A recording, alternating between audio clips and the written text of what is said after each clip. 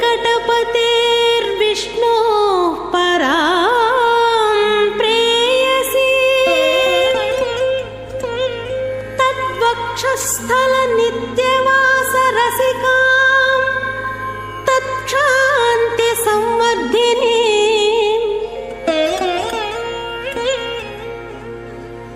पद्मालङ्कृतपाणिपल्लवयुगां पद्मासनस्थां श्रियं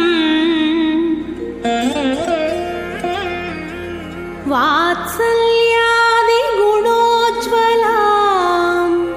भगवती वन्दे जगन्मातरम्।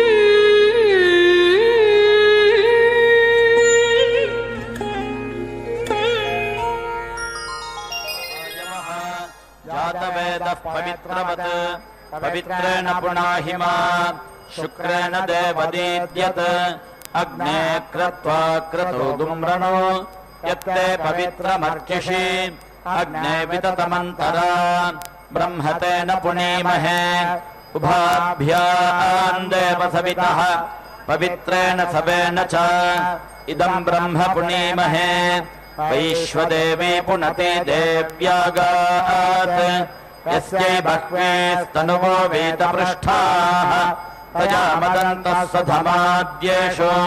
वयज्ञस्यामपदयोरयेणाम् वैश्वानरो रश्मिभिर्मा पुनातो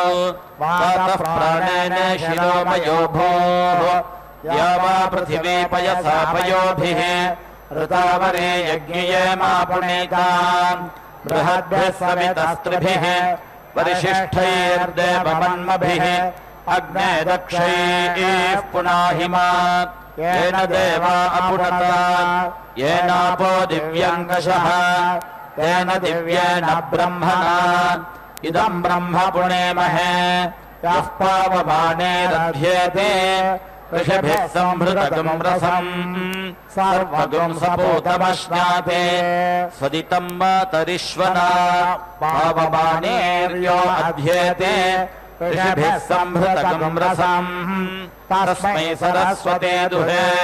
क्षीरगम् सर्पिर्मधूदकम् पावमाने स्वस्तयनेः सुदुघाहि पयस्वतेः ऋषिभिः संभृतो रसः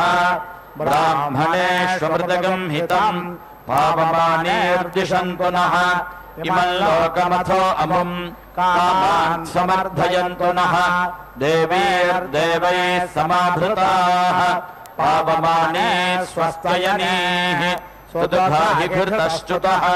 ऋषिभिः संभृतो रसः ब्राह्मणेष्वमृतगम् हितम् येन देवाः पवित्रेण आत्मानम् पुनते सदा तेन सहस्रधारेण पावमान्यः पुनन्तु माम् प्राजापत्यम् पवित्रम् शतोद्यामगम् हिरण्मयम् तेन ब्रह्मविदो वयम् पूतम् ब्रह्म पुनेमहे इन्द्रः सुनीते सह मा पुनातो सोमः स्वस्त्या वरुणः समीच्या यमो राजा प्रवृणाभिः पुनातु मा जातवेदामोर्जयन्त्या पुनातो भूर्भुवः सुवः तच्छंयोरावृणीमहे गातुम् यज्ञाय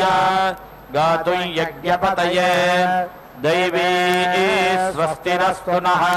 स्वस्तिर्मानुषेभ्यः ऊर्ध्वञ्जिगातु भेषजम् शन्नो अस्तु द्विपदे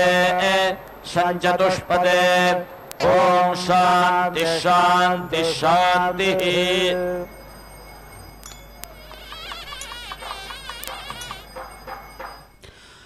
ॐ नमो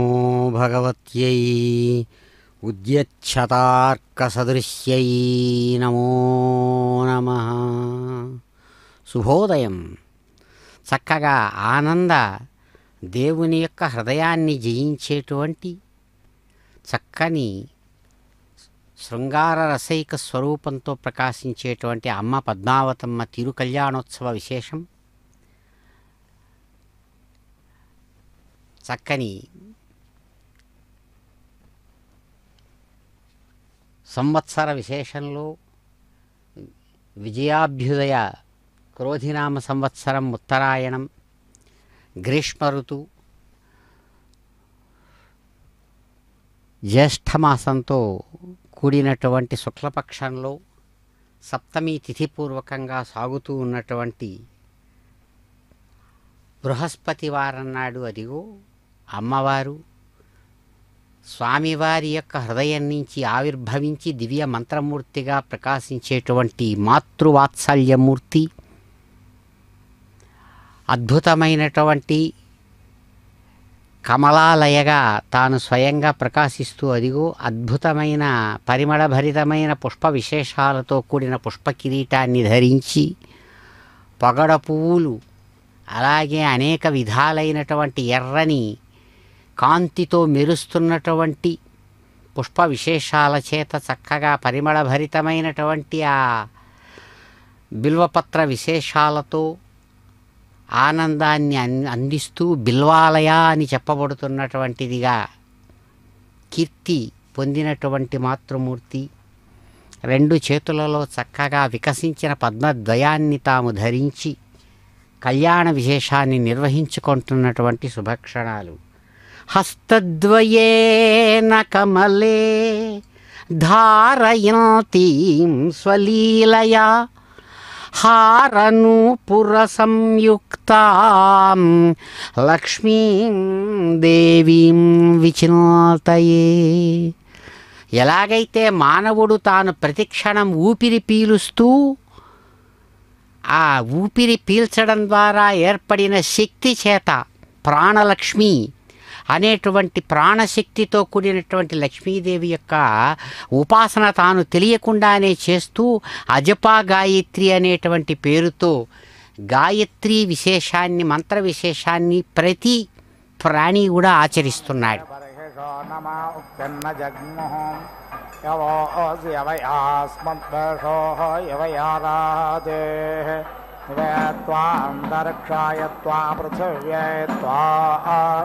శుంధం తాం లోకాప్యతృషదనాప్యతృషద నమసే అగ్రేణేరస స్వావేషవన్న ద్రోణామేతస్య విత్తాదధృత్వా స్థాస్యతే దేవస్త్వా సవితామధ్వానక్తో స్వపిప్పలాభ్యస్తౌషధేభ్యః దివమగ్రేణా స్పృక్ష అంతరిక్షం మధ్యేనా ప్రాపృథివీ ముపారేణాదృజ్ఞే తాతధామాన్యష్మసజమధ్య యత్ర గావో భోరే శృంగాయాసాః అత్ర హేతదోరుగాయస్య విష్ణోః పరమం పదమవాభారే భోరే బ్రహ్మవనే త్వాక్షత్రవనే వాయస్పోషవనే పర్యోహామే బ్రహ్మాదృజ్ఞాః క్షత్రం దృజ్ఞా ఆయుర్దృజ్ఞాః ప్రజాం దృజ్ఞాః విష్ణోః కర్మాణి పశ్యదయతోః వ్రతాని పస్పశే ఇంద్రసైజ్యः సఖాః తద్విష్ణోః పరమం పదజ్ఞ సదా పశ్యంత్య సూరయాః దివే ఏవ చక్షురాదతం పరవేరాసి పరత్వాదేవేర్విషో వ్యయంతాం పరే మయ్యజమానజ్ఞరాయో మనుష్యానాం దివస్వనురస్య కదే పృథివ్యాం లోక ఆరణ్యస్తే పశుః పాదేరశుపాదేవాన్ దేవేర్విష ప్రాగోరుషుజో వహ్నేతమాన్ దేవత్వష్టర్భోరే తేజజ్ఞాసమే సుసలక్ దేవస్త్వష్టర్వసోరమహవ్యాదేః స్వదంతాం దేవాదేరమధ్వం బృహస్పతే ధారయావసోనే ఋతస్య త్వాదేవః వేత్పాశేన ప్రతే ముంచామి దర్శాన్ మానోషః దేవస్య త్వా సవితుఃప్రసవేష్వినోర్బాహుభ్యాం పూష్ణాస్తాభ్యాం ప్రతే గృహ్ణామి పృథివ్యాస్త్వానాభౌ సాదయామ్యదిత్యా ఉపస్థే దేవస్య త్వా సవితుఃప్రసవేష్వినోర్బాహుభ్యాం పూష్ణాస్తాభ్యాం అగ్నే హోమాభ్యాం దుష్టన్నయో నజ్మే अभ्यस्तौषधेभ्यः प्रोक्षाम्यनो त्वा माता मन्यता मनो पिता नो भ्राता सखो नु सखासयोभ्यः अग्ने सोमाभ्यां त्वा जुष्टं प्रोक्षामि अपां पेरुरस्यापो देवे सदन्तो स्वातञ्चित्सद्देव हविः सन्त प्राणो वाते न गच्छताज्ञसमङ्गानि यजत्रैः संयजमान आशिषा घृतेनाक्तो वसुन्त्रायथा नरवति यजमाने प्रियन्दा आवेश पुरन्तरिक्षात् सजोर्देवेन वातेन अस्याविषत्मना यजसमस्य तन्वा भव पर्षो वर्षे यसि यज्ञपतिन्धाः स्वाहा देवेभ्यो देवेभ्यः स्वाहा माशर्धोर्मा प्रदातुः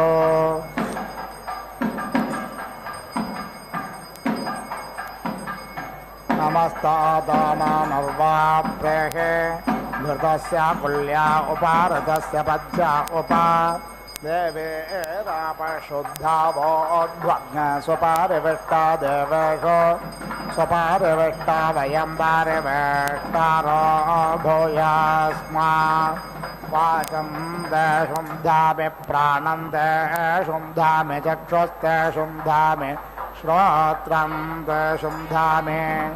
नाभिं देशुं धामि मेढ्रं देशुं धामि पायुं देशुं धामि चरित्राग्रस्तेषुं धामि मनस्त आप्यायतां वाक्त आप्यायतां प्राणस्त आप्यायता चक्षुस्त आप्यायतां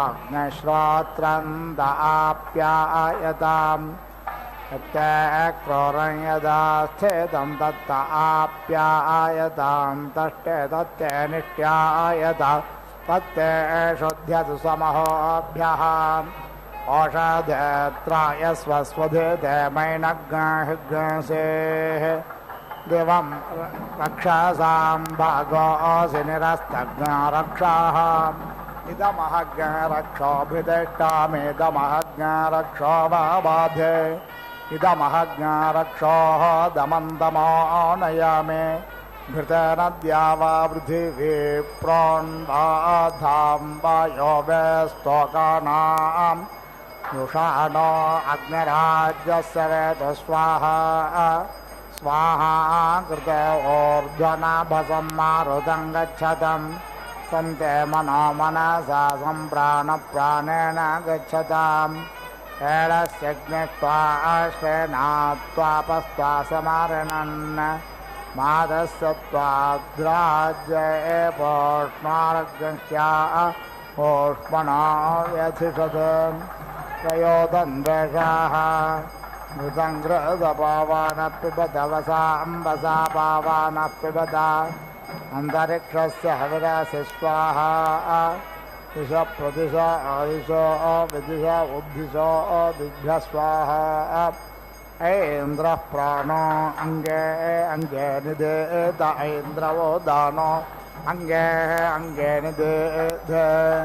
देवत्वष्टर्भोरेते सज्ञसामेतु सलक्ष्मा यद्दिशो रूपं भवाति देवत्रायन्तमवासे सखायो नुत्वा माता पितरो मदन्तु समुद्रं गच्छ स्वाहा देवज्ञसा पितारं गच्छ स्वाहा अन्तरिक्षं गच्छ स्वाहा मित्रावरुणो गच्छ स्वाहा अहोरात्रे गच्छ स्वाहा छन्दाग्नेषु गच्छ स्वाहा यावा पृथिवे गच्छ स्वाहा सोमं गच्छ स्वाहा यज्ञं गच्छ स्वाहा नभो दिव्यं गच्छ स्वाहा अग्निं वैश्वानरं गच्छ स्वाहा मनो मे आगच्छ दिवं दे धूमौ सुन्दरं पृथिवीं भस्मना प्रण स्वाहा आपोमौषधेर्हिज्ञसेर्दाम्ना राजज्ञस्ततो वर्णनो मुञ्च यदाहुरग्निया इति वरुणे दिशपामहे ततो वर्णनो मुञ्च सुमित्रियान आप ओषधयः सन्तु दुर्मित्रियास्तस्मै सन्तु तस्मान् वेष्टियञ्च वयं विष्मः इदमापप्रवाहत यत्किञ्च दुरिदं मये यद्वाहमापि दुद्रोह यद्वाशपौतानृतं हविष्मादिरिमा आपो हविष्मां अविवासते हविष्मान् देवो अध्वरो हविष्मां अस्तु सूर्याः अग्न्यारोपन्नगृहस्य सदासि साधयामि इन्द्राज्ञार्भागधेये स्थमित्रावरोणयो भागधेये स्थ विश्वेषां देवानां भागधेये स्थ अमौर्य उपसौर्ययाभर्वासौर्यः सह तानो हिन्वन्तोद्धरम् उदयत्वा मनसेत्वा दिवेत्वा सूर्यायत्वा ऊर्ध्व अद्धरन् दिवि देवेषु होत्र यच्छ सोमराजन् विश्वास्त्वं प्रजा उपावरोह विश्वास्त्वां प्रजा उपावरोहन्तु शृणोत्वग्निः समिदाहवं मे शृण्वन्तापो दिशणाच्च देवेः सोदाहग्रावाणो विदुषो न यज्ञज्ञ शृणोतो देवः सविदाहवं मे स्वाहा देवेरापो अपान्नपाद्यो वा ओग्नर्हविष्याः इन्द्रियावान्मतिन्दमः तन्देवेभ्यो देवत्रादात शुक्रपेभ्यः येषां भागस्थस्वाहा कार्षेरसि समुद्रस्य त्वाक्षत्या उन्नायामि समापो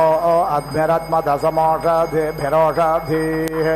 यमग्नपृत्समत्यमवाजेषु यञ्जुनाः शयन्ता शश्वतीर्षस्वाहा देवस्य त्वा सवितुः प्रसवेश्विनोर्बाहुभ्यां पोष्णो हस्ताभ्याम् आददिरावासि गभीरमिममध्वरं कृधेन्द्राय सुषोतामम् उत्तमेन पविनोर्जस्वन्तं मधुमन्तं पयस्वन्तं निग्राभ्यास्तदेव स्वतस्तर्पयतमा मनो मे दर्पयत वाचं मे दर्पयत प्राणं मे दर्पयत चक्षुर्मे दर्पयत श्रोत्रं मे दर्पयताम् आत्मानं मे दर्पयत प्रजां मे दर्पयत पशु मे दर्पयत गणान् मे दर्पयत गणामे मा वितृषन् इंद्राय त्वा वसोमत रुद्रवात इंद्राय त्वादित्यवात इंद्राय त्वाभिमादिघ्नश्चेनाय त्वा सोमभृते अग्नय त्वाराय स्पोषदे यत्ते सोमदिविज्योतिर्यत्पृथिव्यां यदुरा अन्तरिक्षे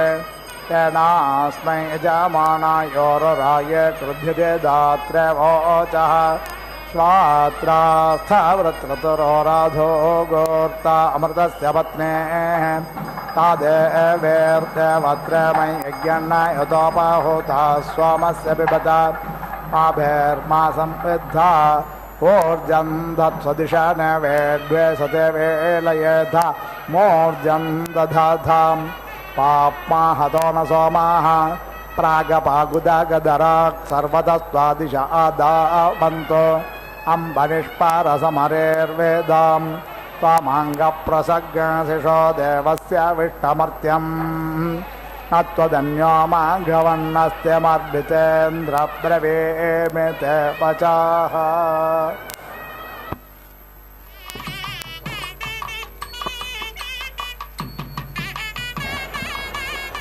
ॐ चित्तं च चित्तिः च आकूतमित्याकूतं च आकूतिरित्याकूतिः च विज्ञातमिति विज्ञातं च विज्ञानमिति विज्ञानं च पुनः च शक्वरीः च दर्शः च पूर्णमास इति पूर्णमासः च बृहत् च तथन्तरमिति रथं तरं च प्रजापतिरिति प्रजापतिः जयान् इन्द्राय वृष्णे प्रेति अयच्छत् उग्रः पृतनाज्येषु तस्मै विषः समिति अनमन्त सर्वाः सः उग्रः सः हि हव्यः बभूव देवासुरा इति देवा असुराः संयत्ता इति संयत्ताः आसन् सः इन्द्रः प्रजापतिमिति प्रजापतिम् उपेति अधावत् तस्मै एतान् जयान् प्रेति अयच्छत् तान् अजुहोत् ततः वै देवाः असुरान् अजयन् यत् अजयन् तत् जयानाम् जयत्वमिति जयत्वं स्पर्धमानेन एते होतव्याः जयति एव तां पृतनाम् अग्निः भूतानाम् अधिपतिरित्यधिपतिः सः मा अवतु इन्द्रः ज्येष्ठानाम् यमः पृथिव्याः वायुः अन्तरिक्षस्य सूर्यः दिवः चन्द्रमाः नक्षत्राणाम् बृहस्पतिः ब्रह्मणः मित्रः सत्यानाम् वरुणः अपां समुद्रः स्रोत्यानाम् अन्नम् साम्राज्यानामिति साम्राज्यानाम् अधिपतीत्यधिपति तत् मा अवतु सोमः ओषधीनां सविता प्रसवानामिति प्रसवानाम् रुद्रः पशूनां त्वष्टा रूपाणां विष्णुः पर्वतानां मरुतः गणानाम् अधिपतय इत्यधिपतयः ते मा अवन्तु पितरः पितामहाः परे अवरे तताः ततामहाः इह मा अवत अस्मिन् ब्रह्मन् अस्मिन् क्षत्रे अस्याम् आशिषीत्य आशिषि अस्याम् पुरोधायामिति पुरोधायाम् अस्मिन् कर्मन् अस्याम् देवहू उत्यामिति देवाहूत्या देवाः वै यत् यज्ञे अकुर्वत तत् असुराः अकुर्वत ते देवाः एतान् अभ्यातानानित्यभिआतानान् अपश्यन् तान् अभ्यातन्वतेत्यभिआतन्वत यत् देवानां कर्म आसीत् आर्ध्यत तत् यत् असुराणां न तत् आर्ध्यत येन कर्मणा ईर्ष्येत् तत्र होतव्याः रुद्धोति एव तेन कर्मणा यत् विश्वे देवाः समभरन्निति समभरन् तस्मात् अभ्याताना इत्यभिआतानाः वैश्वदेवा इति वैश्वदेवाः यत् प्रजापतिरिति प्रजापतिः जयान् प्रेति अयच्छत् तस्मात् जयाः प्राजापत्या इति प्राजापत्याः यत् राष्ट्रभृद्भिरिति राष्ट्रभृद्भिः राष्ट्रम् एति अददत तत् राष्ट्रभृतामिति राष्ट्रभृताम् राष्ट्रभृत्वमिति राष्ट्रभृतत्वम् ते देवाः अभ्यातानैरित्यभिआतानैः असुरान् अभ्यातन्वतेत्यभिआतन्वत जयैः अजयन् राष्ट्रभृद्भिरिति राष्ट्रभृतभिः राष्ट्रम् एति अददत यत् देवाः अभ्यातानैरित्यभिआतानैः असुरान् अभ्यातन्वतेत्यभिआतन्वत तत् अभ्यातानानामित्यभिआतानानाम् अभ्यातानत्वमित्यभ्यातानत्वम् यत् जयैः अजयन् तत् जयानाम् जयत्वमिति जयात्वम् यत् राष्ट्रभृद्भिरिति राष्ट्रभृद्भिः राष्ट्रम् एति अददत तत् राष्ट्रभृतामिति राष्ट्रभृताम् राष्ट्रभृत्वमिति राष्ट्रभृतत्वम् ततः देवाः अभवन् परेति असुराः यः भ्रातृव्यवानिति भ्रातृव्यवान् स्यात् सः एतान् जुहुयात् अभ्यातानैरित्यभिआतानैः एव भ्रातृव्यान् अभ्यातनुत इत्यभिआतनुते जयैः जयति राष्ट्रभृद्भिरिति राष्ट्रभृद्भिः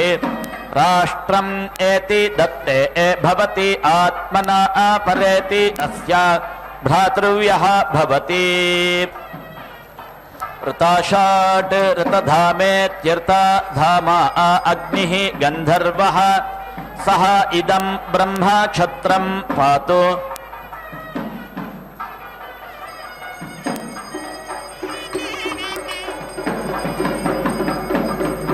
ऋताषाट् ऋतधामेत्यर्था धामा अग्निः गन्धर्वः तस्य ओषधयः अप्सरसः ऊर्जः नाम सः इदं ब्रह्म क्षत्रं पातु ताः इदं ब्रह्म क्षत्रं पान्तु तस्मै स्वाहा ताभ्यः स्वाहा सगंहित इति संहितः विश्वसामेति विश्वा सामा सूर्यः गन्धर्वः तस्य परिचयः अप्सरसः आयुव इत्यायुवः सुषुम्न इति सुषुम्नः सूर्यरश्मिरिति सूर्यरश्मिः चन्द्रमाः गन्धर्वः तस्य नक्षत्राणि अप्सरसः वेकुरयः भुज्युः सुपर्ण इति सुपर्णः यज्ञः गन्धर्वः तस्य दक्षिणाः अप्सरसः स्तवाः प्रजापतिरिति प्रजापतिः विश्वकर्मेति विश्वकर्मा मनः गन्धर्वः तस्य ऋक्सामानीत्यर्कसामानि अप्सरसः वह्नयः इशिरः विश्वव्यच इति विश्वव्यचाः पातः गन्धर्वः तस्य आपः अप्सरसः मुदाः भुवनस्य पते यस्य ते उपरि गृहाः इह च सः नः रास्व अज्यानिं राजः पोषं सुवीर्यमिति सुवीर्यम् संवत्सरीणामिति संवत्सरीणा स्वस्तिं परमेष्ठी अधिपतिरित्यधिपतिः मृत्युः गन्धर्वः तस्य विश्वम् अप्सरसः भुवः सुक्षितिरिति सुक्षितिः सुभूतिरिति सुभूतिः भद्रकृदिति भद्राकृत् सुवर्पानिति सुवहापान् पर्जन्यः गन्धर्वः तस्य विद्युत इति विद्युतः अप्सरसः रुचः दूरे हेतिरिति दूरे हेतिः अमृडयः मृत्युः गन्धर्वः तस्य प्रजा इति प्राजाः अप्सरसः भीरुवः चारुः कृपणकाशीति कृपणकाशी कामः गन्धर्वः तस्य आधय इत्याधयः अप्सरसः शोचयन्ति नाम सः इदं ब्रह्मक्षत्रं पातु ताः इदं ब्रह्मक्षत्रं पान्तु तस्मै स्वाहा ताभ्यः स्वाहा सः नः भुवनस्य पते यस्य ते उपरि गृहाः इह च उरु ब्रह्मणे अस्मै क्षत्राय महीशर्मा यच्छ राष्ट्रकामायेति राष्ट्रकामाय होतव्याः राष्ट्रं वै राष्ट्रभृत इति राष्ट्रभृतः राष्ट्रेण एव अस्मै राष्ट्रम् अवेति रुन्धे राष्ट्रम् एव भवति आत्मने होतव्याः राष्ट्रं वै राष्ट्रभृत इति राष्ट्रभृतः राष्ट्रं प्रजेति प्राजा राष्ट्रं पशवः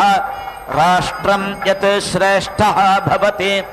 राष्ट्रेण एव राष्ट्रम् अवेति रुन्धे वसिष्ठः समानानां भवति ग्रामकामायेति ग्रामकामाय होतव्याः राष्ट्रं वै राष्ट्रभृत इति राष्ट्रभृतः राष्ट्रं सजाता इति सजाताः राष्ट्रेण एव अस्मै राष्ट्रं सजातानिति सजातान् अवेति रुन्धे ग्रामी एव भवति अधिदेवन इत्यधिदेवने जुहोति अधिदेवन इत्यधिदेवने एव अस्मै सजातानिति सजातान् अवेति रुन्धे ते एनम् अवरुद्धा इत्यवरुद्धाः उपेति तिष्ठन्ते रथमुख इति रथमुखे ओजस्कामस्येत्योजः कामस्य होतव्याः ओजः वै राष्ट्रभृत इति राष्ट्राभृतः ओजः रथः ओजसा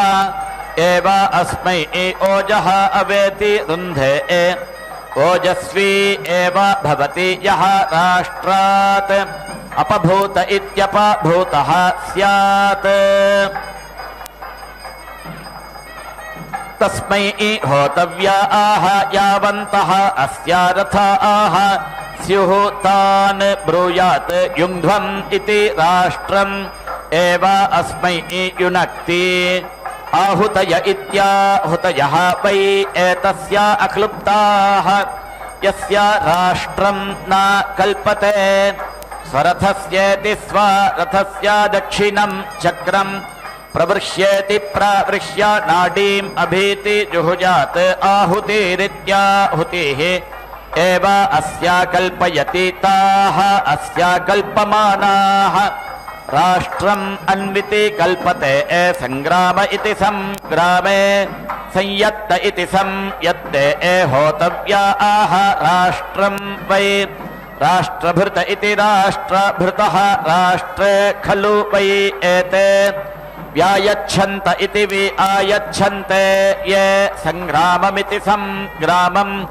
संयन्तीति संयन्ति यस्य पूर्वस्य जुह्वति सः एव भवति जयति तं संग्राममिति संग्रामम् बान्धुकः इद्मः भवति अङ्गाराः एव प्रतिवेष्टमाना इति प्रतिवेष्टमानाः अमित्राणाम् अस्या सेनां प्रतीति वेष्टयन्ति यः उन्माद्येदित्युत माद्येत तस्मै होतव्या आह गन्धर्वाप्सरस इति गन्धर्वा अप्सरसः वै एतम् उदिति मादयन्ति यः उन्माद्यतीत्युत माद्यति एते खलु वै गन्धर्वाप्सरस इति गन्धर्वा अप्सरसः यत् राष्ट्रभृत इति राष्ट्रभृतः तस्मै स्वाहा ताभ्यः स्वाहा इति जुहोति तेन एव एनान् शमयति नय्यग्रोधः औदुम्बरः आश्वत्थः प्लाक्षः इति इद्मः भवति एते वै गन्धर्वाप्सरसामिति गन्धर्वा अप्सरसाम् गृहाः स्वे एव एनान् आयतन इत्या आयतने शमयति अभिचरतेत्यभिचरता प्रतिलोममिति प्रतिलोमम् होतव्या आह प्राणानिति प्राणान् एव अस्यात् प्रतीचः प्रतीति यौति तं ततः येन केन च स्तृणुते स्वकृत इति स्वकृते इरिने जुहोति प्रदर इति प्रदरे वा एतत् वै अस्यै निरृति गृहीतमिति निरृति गृहीतम् निरृति गृहीत इति निरृति गृहीते एव एनम् निरृत्येति निहीहृत्य आग्राहयति यत् वाचः क्रूरम् तेन वशट् करोति वाचः एव एनम् क्रूरेण प्रेति वृश्चति ताजक आर्तिम् एति ऋच्छति यस्य कामयेत अन्नाद्यमित्यन्न अद्यम् एति ददीया इति तस्य सभाया उत्तान इत्युत्तानः निपद्येति निपद्य भुवनस्य पते इति तृणानि समिति गृह्णीयात् प्रजापतिरिति प्रजापतिः वै भुवनस्य पतिः प्रजापतिनेति प्रजापतिना एव अस्य अन्नाद्यमित्यन्न अद्यम् एति दत्ते इदम् अहम् अमुष्या आमुष्यायणस्य अन्नाद्यमित्यन्न अद्यम् हरामि इति आह अन्नाद्यमित्यन्न अद्यम् एव अस्य हरति षट्भिरिति षट्भिः हरति षट् वै ऋतवः प्रजापतिरिति प्रजापतिः षट् वै ऋतवः प्रजापतिनेति प्रजापतिना एव अस्य अन्नाद्यमित्यन्न अद्यम् आदायेत्य आदाय ऋतवः अस्मै अनुप्रेति यच्छन्ति यः ज्येष्ठबन्धुरिति ज्येष्ठबन्धुः अपभूत इत्यपभूतः स्यात् तं स्थले अवसाय्येत्यवसाय्य ब्रह्मोदनमिति ब्रह्म ओदनं चतुःशरावमिति चतुःशरावम् पक्त्वा तस्मै होतव्या आह वर्ष्मा वै राष्ट्रभृत इति राष्ट्राभृतः वर्ष्मा स्थलं वर्ष्मणा एव एनं वर्ष्मा समानानां गमयति चतुःशराव इति चतुःशरावः भवति दिक्षु एव प्रतीति तिष्ठति क्षीरे भवति रुचम् एव अस्मिन् दधाति उदिति हरति श्रुतत्वायेति श्रुतत्वाय सर्पिष्वान् भवति मेध्यत्वायेति मेध्यात्वाय चत्वारः आरुषेयाः प्रेति अश्न्यन्ति दिशाम् एव ज्योतिषी जुहोति देविकाः निरति वपेत् प्रजाकाम इति प्रजाकामः छन्दागुंसि वै देविकाः छन्दागुंसि इव खलु वै प्रजा इति प्राजाः छन्दोभिरिति छन्दः भिः एव अस्मै प्रजामिति प्राजां प्रेति जनयति प्रथमं धातारं करोति मिथुनी एव तेन करोति अन्विति एव अस्मै अनुमतिरित्यनुमतिः मन्यते राते राका प्रेति सिनीवाली जनयति प्रजास्विति प्राजासु एव प्रजातास्विति प्राजातासु कुह्वा वाचं दधाति एताः एव निरति वपेत् पशुकाम इति पशुकामः छन्दागुंसि वै देविकाः छन्दागुंसि इव खलु वै पशवः छन्दोभिरिति छन्दः भिः एव अस्मै पशून् प्रेति जनयति प्रथमं धातारं करोति प्रेति एव तेन वापयति अन्विति एव अस्मै अनुमतिरित्यनुमतिः मन्यते राते राका प्रेति सिनीवाली जनयति पशून् एव प्रजातानिति प्राजातान् कुह्वा प्रतीति स्थापयति एताः एव निरति वपेत् ग्रामकाम इति ग्रामकामः छन्दागुंसि वै देविकाः छन्दागुंसि इव खलु वै ग्रामः छन्दोभिरिति छन्दः भिः एव अस्मै ग्रामम् अवेति रुन्धे मध्यतः धातारं करोति मध्यतः एव एनं ग्रामस्य दधाति एताः एव निरति वपेत्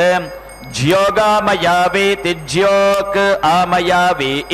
छन्दागुंसि वै देविकाः छन्दागुंसि खलु वै एतम् अभीति मन्यन्ते यस्य ज्योक् आमयति छन्दोभिरिति छन्दः भिः एव एनम् अगदं करोति मध्यतः धातारं करोति मध्यतः वै एतस्य अक्लुप्तं यस्य ज्योक् आमयति मध्यतः एव अस्य तेन कल्पयति एताः एव निरति वपेत् यं यज्ञः न उपनमेदित्युपनमेत् छन्दागुंसि वै देविकाः छन्दागुंसि खलु वै एतं न उपेति नमन्ति यं यज्ञः न उपनमतीत्युपनमति प्रथमं धातारं करोति मुखतः एव अस्मै छन्दागुंसि दधाति उपेति एनं यज्ञः नमति एताः एव निरति वपेत् ईजानः छन्दागुंसि वै देविकाः यातयामानीति यातायामानि इव खलु वै एतस्य छन्दागुंसि यः ईजानः उत्तममित्युत्तमं धातारं करोति उपरिष्टात् एव अस्मै छन्दागुंसि अयातयामानीत्ययातयामानि अवेति रुन्धे उपेति एनम् उत्तर इत्युत्तरः यज्ञः नमति एताः एव नृति वपेत् यम् मेधा न उपनमेदित्युपनमेत् छन्दागुंसि वै देविकाः छन्दागुंसि खलु वै एतं न उपेति नमन्ति यम् मेधा न उपनमतीत्युपनमति प्रथमं धातारं करोति मुखतः एव अस्मै छन्दागुंसि दधाति उपेति एनं मेधा नमति एताः एव नृति वपेत् रुक्काम इति रुक् कामः छन्दागुंसि वै देविकाः छन्दागुंसि इव खलु वै रुक् छन्दोभिरिति छन्दःभिः एव अस्मिन् रुचं दधाति क्षीरे भवन्ति रुचम् एव अस्मिन् दधति मध्यतः धातारं करोति मध्यतः एव एनं रुचः दधाति गायत्री वै अनुमतिरित्यनुमतिः त्रिष्टुक् राका जगति सिनीवाली अनुष्टुभित्यनुस्तुप् कुहूः धाता वषट्कार इति वषट्कारः पूर्वपक्ष इति पूर्वपक्षः राका अपरपक्ष इत्यपरपक्षः कुहूः अमावास्येत्यमावास्या सिनीवाली पौर्णमासीति पौर्णमासी अनुमतिरित्यनुमतिः चन्द्रमाः धाता अष्टौ वसवः अष्टाक्षरेत्यष्टा अक्षरा गायत्री एकादश रुद्राः एकादशाक्षरेत्येकादश अक्षरा त्रिष्टुप् द्वादश आदित्याः द्वादशाक्षरेति द्वादश अक्षरा जगति प्रजापतिरिति प्रजापतिः अनुष्टुभित्यनुस्तुप् धाता वषट्कार इति वषट्कारः एतत् वै देविकाः सर्वाणि च छन्दागुंसि सर्वाः च देवताः वषट्कार इति वषट्कारः ताः यत् सः सर्वाः निर्वपेदिति निवपेत् ईश्वराः एनं प्रदः इति प्रादहः द्वे इति प्रथमे इति निरुप्येति निः उप्या धातुः तृतीयं नृति वपेत् तथो इति एव उत्तरे इत्युत्तरे नृति वपेत् तथा एनं न प्रेति दहन्ति अथो इति यस्मै कामाय निरुप्यन्त इति निः उप्यन्ते तम् एव आभिः उपेति आप्नोति वास्तोः पते प्रतीति जानीहि अस्मान् स्वावेश इति सु आवेशः अनमीवः भवनः यत् त्वा ईमहे प्रतीति तत् नः जुषस्व शं नः एधि द्विपद इति द्विपदे शं चतुष्पद इति चतुः पदे वास्तोः पते षग्मया सगुंसदेति संसदा ते सक्षीमहि रन्वया गातुमत्येति गातुमत्या आवह क्षेमे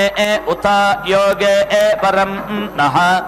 यूयं पाता स्वस्तिभिरिति स्वस्तिभिः सदा नः यत् सायं प्रातरिति सायं प्रातः अग्निहोत्रमित्यग्निहोत्रं जुहोति आहुतिष्टका इत्याहुति इष्टकाः एवताः उपेति धत्ते यजमानः अहोरात्राणीत्यहः रात्राणि वै एतस्य इष्टकाः यः आहिताग्निरित्याहिता अग्निः यत् सायं प्रातरिति सायं प्रातः जुहोति अहोरात्राणीत्यहः रात्राणि एव आप्त्वा इष्टकाः कृत्वा उपेति धत्ते दश समानत्र जुहोति दश अक्षरेति दश अक्षरा विराडिति विराट् विराजमिति विराजम् ओम नमो సిద్ధిదాత్ర్యై మహాలక్ష్మ్యై నమో నమః. సిద్ధిబుద్ధిప్రదే దేవీ భుక్తిముక్తిప్రదాయిని మంత్రమూర్తే సదా దేవి మహాలక్ష్మి నమోస్తుతే. అదిగో అద్భుతమైనటువంటి వేదమంత్ర విశేషాల చేత కీర్తించబడుతున్నటువంటి దివ్యమూర్తి, మంత్రమూర్తి. ఎవరు ఉపాసిస్తున్నారో పరమాత్మను ఉపాసించేటువంటి వారు మహర్షులు వేదమంత్రాల చేత చక్కగా కీర్తిస్తుండగా వారి వారి యొక్క సంకల్పానుసారం పరమాత్మలో ఉన్నటువంటి శక్తే వారు కోరుకున్నటువంటి ఫలితాన్ని ఇస్తుంది. ఆ ఫలితాన్ని సిద్ధి అంటారు. ఆ సిద్ధి ఇచ్చేటువంటిది బుద్ధి స్వరూపంతోనే చక్కగా ఆ బుద్ధి సిద్ధిప్రదంగా అవుతుంది. ఆ సిద్ధి బుద్ధి రెండిటిని కూడా ఇచ్చేటువంటిది పరమాత్మలో ఉన్నటువంటి శక్తే. ఆ శక్తే ఇక్కడ మంత్రశక్తిగా మంత్రమూర్తిగా ఆవిర్భవించింది. అందుకనే ఇక్కడ సిద్ధి బుద్ధి ప్రదేదేవి భుక్తి ముక్తి ప్రదాయిని. ఈ ప్రపంచంలో ఉన్నప్పుడు తాను చక్కగా ఆరోగ్యంగా శరీరంలో జీవితాన్ని గడపడానికి కావలసినటువంటి ఆహారాదులు వాటిని ఇచ్చేటువంటిది భుక్తి. వాటిని భుక్తి అంటారు, భోగం. అలాగే ముక్తి పరమాత్మ యొక్క సాన్నిధ్యాన్ని చేర్చేటువంటి సమస్త దుఃఖాల నుంచి, మరణం అనేటువంటి ధర్మం నుంచి దూరం జరిగేటువంటి విధంగా చేసేటువంటిది కూడా అమ్మవారి. అందుకని అమ్మవారికి భుక్తి ముక్తి ప్రదాయిని అని పేరు. అటువంటి భుక్తి ముక్తి ప్రదాయిని అయినటువంటి మాతృమూర్తి మంత్రమూర్తే సదాదేవి. మననాత్ ఆ భగవాను యొక్క హృదయంలో ఉన్నటువంటి ఆ సంకల్ప శక్తి, మంత్రశక్తి మూర్తీభవించిందంట. మూర్తీభవించడం అంటే మూర్ఛనాత్ మూర్తిరిత్యుచ్యతే అని మూర్తి అనే పదాన్ని గురించి చెబుతుంది చక్కగా వ్యుత్పత్తి సంస్కృత భాషలో. మూర్తి అంటే గూడు కట్టి ఉండడం, స్వరూపంతో రావడం, విగ్రహ రూపాన్ని ధరించడం, ఒక ఆకారం ఘనీభవించిన ఆకారంలో ఉండడం. సముద్రం ఘనీభవిస్తే ఏమవుతుంది? సముద్రం గడ్డగట్టితే ఉప్పు అవుతుంది. అందుకనే ఉప్పు మాడల్లో వచ్చేటువంటి ఉప్పు ఏదో కాదు, సముద్ర జలమే. కాబట్టి సముద్రం నీళ్ళే ఘనీభవిస్తే ఉప్పుగా మారుతోంది. అందుకనే ఆ ఉప్పును మళ్ళీ నీళ్ళల్లో వేస్తే యథాప్రకారం దాని స్వరూపం సహజ రూపానికి వెళ్ళిపోతుంది. అట్లాగే మంత్రమూర్తిగా కనబడుతున్నటువంటి ఆ దివ్యమూర్తి అదిగో స్వామివారు అనుగ్రహిస్తూ మాంగళ్య ధారణ విశేషంతో అమ్మవారిని ఇక్కడ మాంగళ్య ధారణ చేస్తున్నారు. పద్మావతీ రమణ గోవింద గోవింద. కల్పమానముపక్లుప్తం క్లుప్తం శ్రేయో వసీయ ఆయత్ సంభూతం భూతం చిత్రః కేతుః ప్రభానాభాన్ సంభాన్ జ్యోతిష్మాగస్తేజస్వానాతపగ్యస్తపన్నభితపన్ రోచనో రోచమానః శోభనః శోభమానః కళ్యాణః.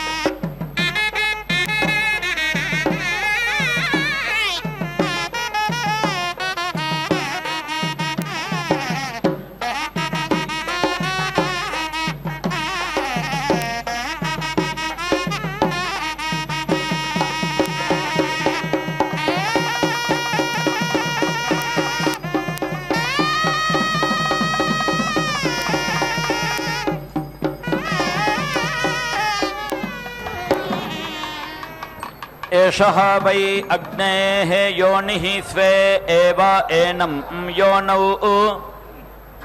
समारोहयतीति सम् आरोहयति अथो इति खलु आहुः यत् अरण्योः समारूढ इति सम् आरूढः नश्येत् उदिति अस्य अग्निः सीदेत् पुनराधेय इति पुनः आधेयः स्यात् इति याते अग्ने यज्ञया तनोः तया एति इहि एति रोह इति आत्मन् समारोहयत इति सम् आरोहयते यजमानः वै अग्नेः योनिः स्वायाम् एव एनम् योन्याम् समारोहयत इति सम् आरोहयते त्वम् अग्ने बृहत् वयः दधासि देवादाशुषे कविः गृहपतिरिति गृहपतिः युवा हव्यवाडिति हव्यावाट् अग्निः अजरः पिता नः विभुरिति विभुः विभावेति विभावात् सुदृशीक इति सुदृशीकः अस्मे इति सुगार्हपत्या इति सुगार्हपत्याः समिति इषः दिदिः अस्मद्रियगित्यस्माद्रियक् समिति मिमिः श्रवागुंसि त्वं च सोमा नः वशः जीवातुं न मरामहे प्रियस्तोत्र इति प्रिया स्तोत्रः वनस्पतिः ब्रह्मा देवानां पदवीरिति पदवीः कवीनां ऋषिः विप्राणां महिषः मृगाणां श्येनः गृध्राणां स्वधितिरिति स्वाधितिः वनानां सोमः पवित्रम् अतीति एति रेभन् एति विश्वदेवमिति विश्वदेवम्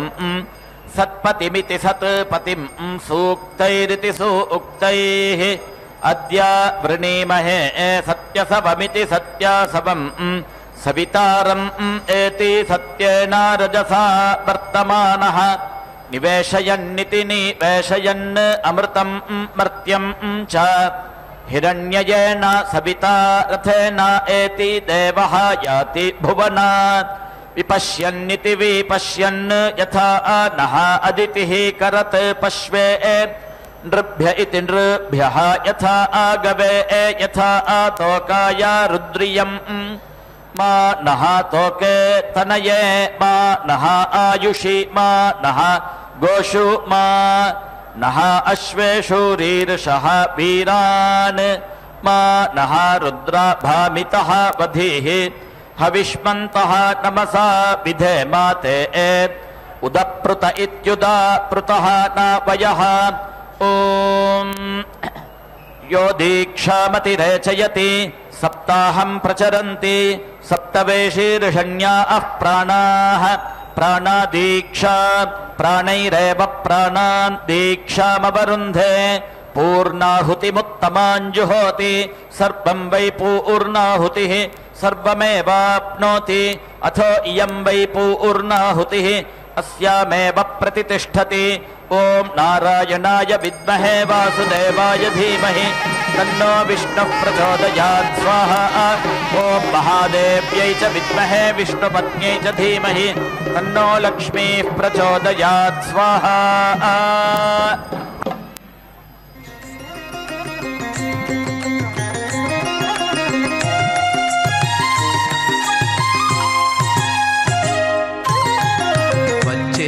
అలమేలు మంగ వచ్చెను అలమేలు మంగ ఈ పచ్చల కడియాల పణతి చలంగ వచ్చెను అలమేలు మంగ ఈ పచ్చల కడియాల పణతి చలంగ వచ్చెను అలమేలు మంగ ఈ పచ్చల కడియాల పణతి చలంగ వచ్చెను అలమేలు మంగ వచ్చెను అలమేలు మంగ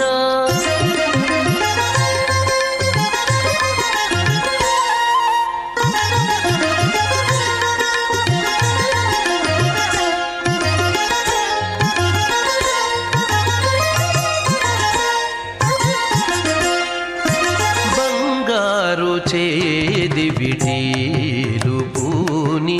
బంగారు చేది విటీలు పూని శృంగారవతులు వేవేలో రాగా బంగారు చేది విటీలు పూని శృంగారవతులు వేవేలో రాగా రంగైన విల్జామరలు వీవా రంగైన విల్జామరలు వీవా మాంగల్యలీల సొంపగు జవరాలు మాంగల్యలీల సొంపగు జవరాలు వచ్చెను అలమేలు మంగా ఈ పచ్చల కడియాల పణతి చలంగా